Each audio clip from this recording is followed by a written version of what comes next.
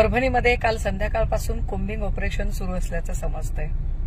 मुळात 20 तारखेला निवडणुकांचे निकाल लागले, 23-24 तारखेला काळजीवाहू मुख्यमंत्र्यांनी राजीनामा दिला।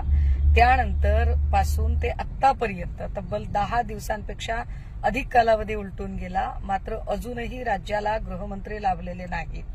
त्यामुळे राज्यातील कायदा सुव्यवस्थेचा प्रश्न कसा हाताळावा आणि कुणी हाताळावा हा प्रश्न निर्माण झालेला आहे। परभणी हा अत्यंत संवेदनशील एरिया आहे। सगळे आंबेडकरी चळवळीतल्या पॅन्थरांचं निवासस्थान परभणीमध्ये आहे। अशी परिस्थिती असताना आणि विश्वरत्न डॉक्टर बाबासाहेब आंबेडकरांच्या पुतळ्याजवळ संविधानाची प्रतिकृती उद्ध्वस्त केली जात असताना त्याची प्रतिक्रिया येणं अत्यंत सहज स्वाभाविक होतं। त्यासाठी म्हणून आंबेडकरी चळवळीच्या अनुयायांनी जो बंद पुकारलेला होता, अशा परिस्थितीमध्ये आवश्यक असणारे पूर्व प्रतिबंधात्मक कारवाई पोलिसांकडून करणं अपेक्षित होतं। व्यापार पेठेला तशी कल्पना देणं अपेक्षित होतं।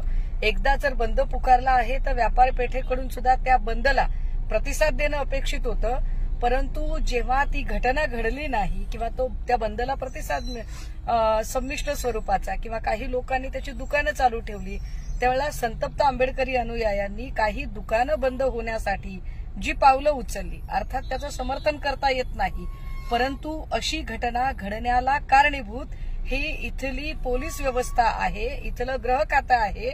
मात्र गृह खातं असं का वागतं? कारण गृह खात्याला कुणी निर्देश देणारा मंत्रीच अस्तित्वात नसेल तर करायचं काय?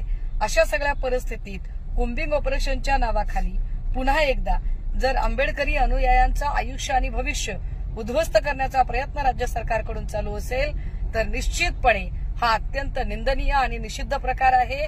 घडलेल्या घटनेची चौकशी करण्यापेक्षा कोम्बिंग ऑपरेशनच्या नावाखाली अशा पिढ्या उद्ध्वस्त करणं आणि बर्बाद करणं याचा